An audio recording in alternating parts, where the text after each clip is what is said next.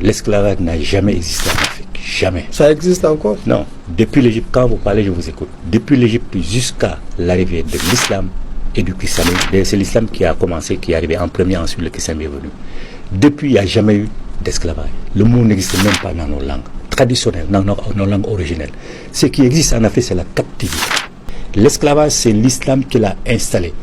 Quand l'islam, quand les rois devenus musulmans, quand ils arrivaient à vaincre un peuple, le peuple choisissait. Plus les Arabes qui venaient du Moyen-Orient, on imposait aux familles vaincues soit l'islam, soit la réduction à l'esclavage. Et Soumaoro Kanté est connu pour avoir été un des plus grands, sinon le premier, le plus grand anti-esclavagiste au monde. C'est lui qui a commencé à mettre fin à cette tradition-là. Ensuite, les Sunnata Keita ont complété. Il y a des gens, dès qu'ils parlent de l'esclavage là, c'est synonyme d'islam. Ça veut dire l'esclavage n'existait pas au fait. C'est le prophète Mohammed alayhi salatu wa salam qui a amené cette pratique. C'est l'islam qui a amené cette pratique. C'est le Coran qui a amené cette pratique. Exode là, ça a été révélé à l'époque du prophète Mohammed. C'est ça, non? Donc, Exode chapitre 21, à partir du verset 1 et suite, si vous voulez. Voici les lois que tu leur présenteras. Si tu achètes un esclave hébreu, il servira 6 années. Mais la 7e, il sortira libre sans rien payer. Exode là, c'est le Coran, hein? C'est ça, non? Deutéronome chapitre 5, verset 15. Tu te souviendras que tu as été esclave au pays d'Égypte et que l'Éternel ton Dieu t'en a fait sortir à main forte et à bras étendus. C'est pourquoi l'Éternel ton Dieu t'a ordonné d'observer le jour du repos. L'esclavage n'a pas commencé avec le prophète Mohammed. Subhanallah. Vous êtes hypocrite à ce point. L'esclavage a existé bien avant le prophète Mohammed. Bilal ibn Rabah, il était esclave avant même que le Coran ne soit révélé. Wahshi était esclave avant que le Coran ne soit révélé. Et justement, dans cette vidéo, je vais vous démontrer par A plus B que l'islam a aboli l'esclavage. Qu'Allah Ta'ala nous facilite et nous accorde une bonne compréhension. Avant de vous donner les preuves, avant de rentrer dans le vif du sujet, je veux vous faire comprendre quelque chose. Quelqu'un, par exemple, il est addict à l'alcool. Si je viens lui dire c'est interdit, est-ce que ça va suffire pour l'enlever de cette addiction? La réponse est non. Aujourd'hui, il y a des centres qui sont spécialisés dans les cures de désintoxication. D'accord? On les envoie là-bas pendant des semaines et ils vont travailler là-dessus jusqu'à sortir de cette addiction-là. Vous voyez? Donc ça, c'est procédé de façon pédagogique. Il ne suffit pas d'interdit. Il faut mettre aussi cette personne-là dans les conditions justement pour qu'elle puisse quitter dans ça. D'accord? Et voilà pourquoi, au début de l'islam là, l'alcool était encore toléré. Ça veut dire au début de l'islam, les gens buvaient encore de l'alcool. L'interdiction de l'alcool a pris des années. Par exemple, Allah subhanahu wa ta'ala nous dit dans une sourate révélée avant l'Hégire, ces deux choses constituent pour vous un grand péché. Et parmi ces deux choses, il y avait l'alcool, pour amener les gens à réfléchir. Deuxième contexte de révélation. Allah subhanahu wa ta'ala nous dit, ô vous qui avez cru, n'approchez pas de la salat, c'est-à-dire de la prière, lorsque vous êtes ivre. Toujours pour amener les gens à réfléchir. Et troisième contexte, sourate 5, Maïda, versets 90 et 91, Allah subhanahu wa ta'ala nous dit, entre autres, éloignez-vous, écartez-vous, n'approchez pas de l'alcool, c'est une œuvre du diable. Du coup, vous voyez, il y a une pédagogie qui a été employée pour faire sortir les gens de la consommation de l'alcool. C'est la même chose que les 5 prières obligatoires. Au début de l'islam, il n'y avait pas 5 prières obligatoires. Les 5 prières ont été prescrites à la communauté lorsque le prophète sallallahu alayhi wa sallam il a effectué le voyage nocturne. D'accord? Le jeûne du mois béni de Ramadan n'était pas obligatoire en début de l'islam.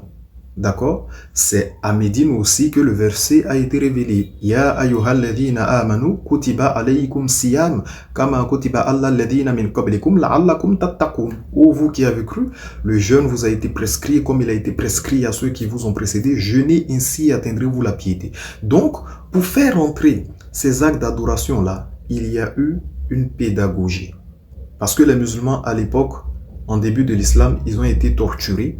Ils ont été maltraités, ils ont été boycottés, ils ont subi des épreuves. Il y avait la bataille de Badr, la bataille de Uhud. Il y avait des épreuves. D'accord? Fallait prendre tout ça en compte et Allah subhanahu wa ta'ala fait les révélations en fonction. Cela dit, vu que l'esclavage était une réalité, quelle est la pédagogie que le prophète sallallahu alayhi wa sallam il a employée en l'occurrence pour changer les mentalités?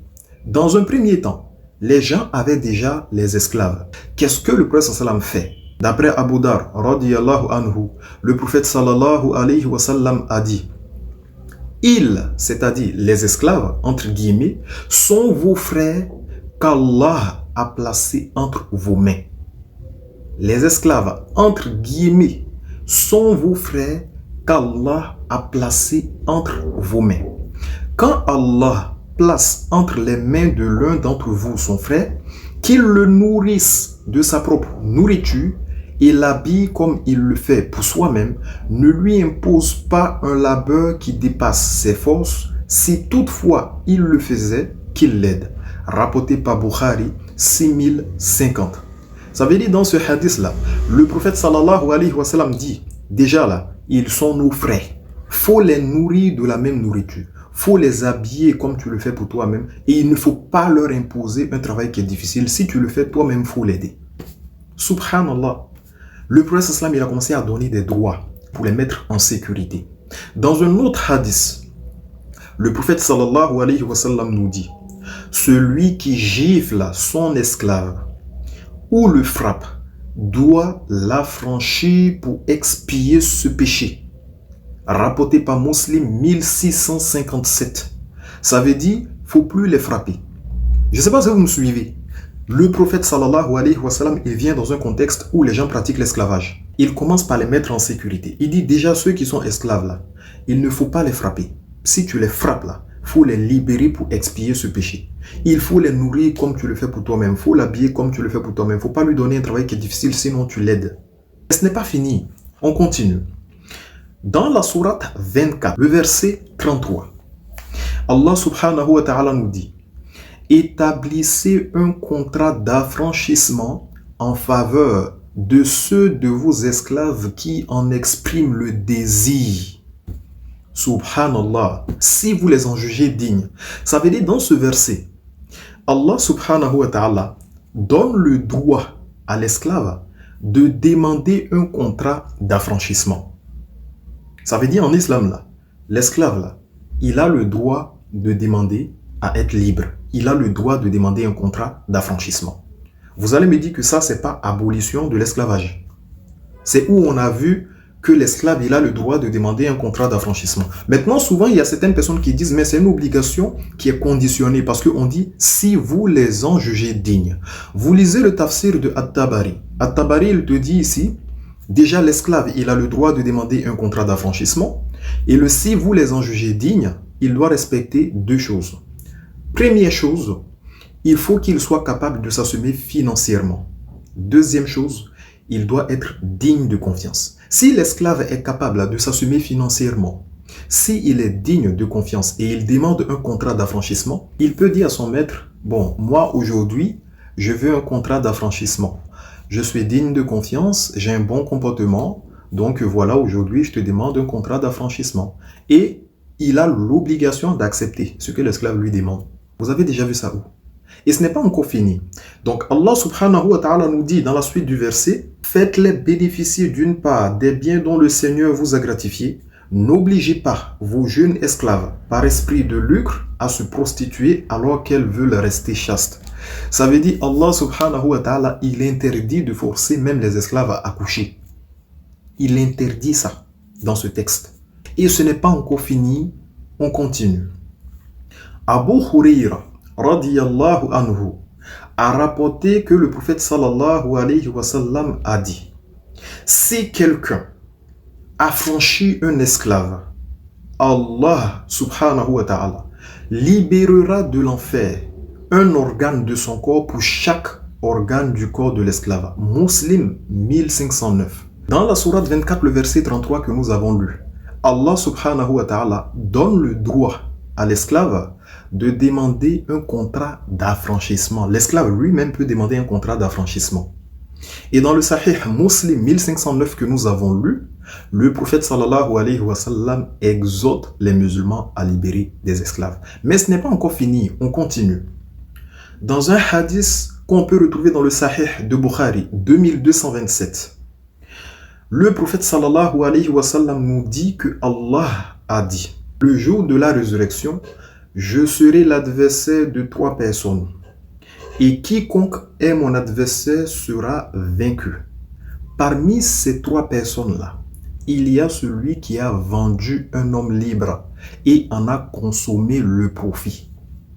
Ça veut dire que le fait de prendre un homme qui est libre, de faire de lui un esclave, de le vendre là, c'est haram. Si tu le fais, Allah, il sera en guerre contre toi. Et quiconque est l'adversaire d'Allah sera vaincu. Si Allah subhanahu wa ta'ala, dans ce hadith Qudsi, qu'on peut trouver aussi dans le Sahih de Bukhari, il interdit de prendre des hommes libres pour en faire d'eux des esclaves. Et Allah donne le droit à l'esclave de demander un contrat d'affranchissement dans la sourate 24, le verset 33. Et le prophète Muhammad, il nous exhorte à libérer les esclaves. Est-ce que l'islam n'a pas aboli l'esclavage? Celui qui va nous dire que l'islam, justement, n'a pas aboli l'esclavage, c'est de l'ignorance ou c'est de l'hypocrisie par excellence.